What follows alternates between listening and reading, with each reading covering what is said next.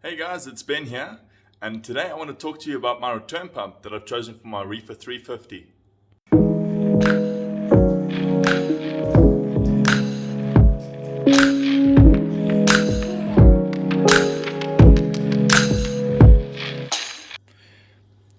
So this is my Red Sea Reefer 350.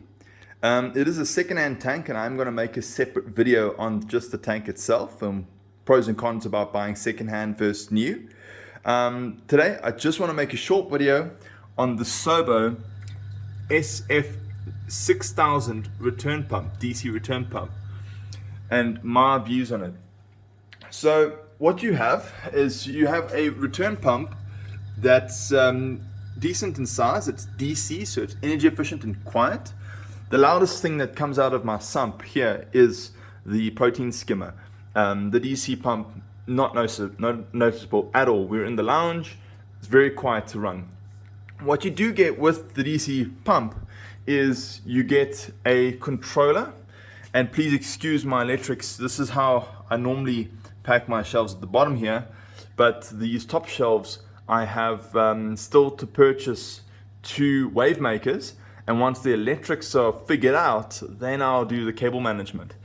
But here is the controller for the pump. It's a very simple controller. You only have 4 buttons, and then with that you also have a little brick style power supply for this whole pump. Now it's very simple. You've got an increase, a decrease button, you've got a mode button, and you've got a feed button. So what the feed button does is, you can see we have flow here now today. DC pump, the sump is lower on the return pump side. I'm going to click the feed button. What this will do, you can see the water rising and it's cycling back. What this will do is it will turn the pump off for a short moment. I believe it's 15 minutes, allowing you to feed your fish, give the fish enough time to consume their food, and then once it's 15 minutes it's up, the pump will automatically turn itself back on. Okay, what I'm going to do now for this video, I'm just going to turn this back onto a normal mode, and there we go. We can see the P035 showing 3,500 liters per hour. Pumps back on, just blowing out those bubbles. We'll get a clean fit now. So the other thing besides this, you can decrease the flow. So F5, for example, is supposed to represent 50%, shows 28. F6, F7 shows 35. Now I've currently got it on a continuous speed at the moment, so 35 or 70% of the pump's capacity.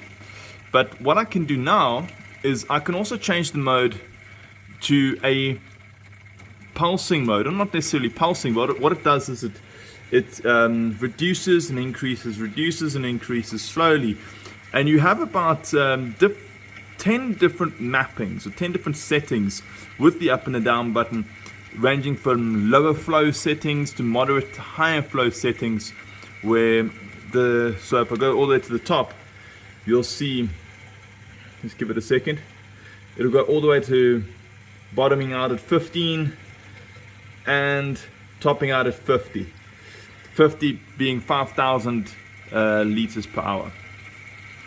Click the mode button again and it will be static at 5,000 liters per hour. Let me just take it back down to what I have it set to at the moment. So this is the box that you get for the SOBO DC pump. The SF6000 is what I got. And you notice that 6,000, but if you saw my screen, I was only able to get a maximum of 5,000. What they've done is the readings on the screen have compensated for the height of the fish tank, or the head that the pump needs to work on. I'm going to get to more of that just now, but what you get in the box is, let's open this up. You're going to get one return pump here that you can see the standard grilled fitting at the back there. You get an additional fitting that is quite cleverly put, where it just sucks from the bottom, and I might run this in the future. What it does is, if there's any dirt that develops in the bottom of that sump section, what it will do is it will have a higher chance of getting sucked through with this. And also, if your sump starts to run low, you've got so much more chance before the water level is going to get to a level where it's going to suck air. Where this one, if the water level comes above anywhere near to those grids, it's going to start to suck air in. So this is not a bad idea to run. Next thing, you've got different pipe fittings and different pipe sizes. The standard Red Sea fitting that goes onto the standard hose here, I do not remember, I'll measure it just now, put it up on the screen, but that connects onto the smaller fitting. And then you've got a larger and largest fitting. You have a manual, and then what is nice is you have a spare O-ring. Now, what I did feel when installing this pump was that this O-ring, even if I squeeze it in my fingers, it feels a little bit soft. That makes for a really good seal, as it obviously conforms to the shape of the two pieces fitting together. But my question is, long term, will this degrade over long term? But fortunately, they have supplied me with a spare O-ring. My plan for this video is to show you the SOBO SF6000 or the SOBO DC pumps. What I plan to do is, in 1 year from now, I will make another video about this pump in the long term, or if it happens sooner, when the pump breaks, I'll make a video about this pump. Very simple. It runs to a speed, it runs to a ramping up and down speed. You set it, you walk away. It does have alarm codes. If you see the user manual, that it has about 8 different codes that it can show for over voltage, under voltage, current, connection, communication. All that will be displayed on that little microcontroller. So that is a good thing to have that. So it's not just fault without a reason. You have reasons, so you can do some diagnostics yourself about the pump. This is what I don't like about this pump. It's got nothing to do with the pump itself. It's got to do with the user manual, the data sheet that comes with this pump. So this pump is rated for 6,000 liters at 0 head, and it's rated at a head of 5.5 meters. So, but at 5.5 meters is 0 liters per hour. So 5.4 is something, and you can say 2.75 meters would roughly be half, so 3,000 liters per hour at maximum speed. What I would have liked to see from this pump is a proper flow chart versus speeds, percentages, head, and mass flow, or flow of the pump itself. Because I have a Red Sea Reefer, I can't remember exactly the head height. I worked it out to be 1.2, 1.3 meters high.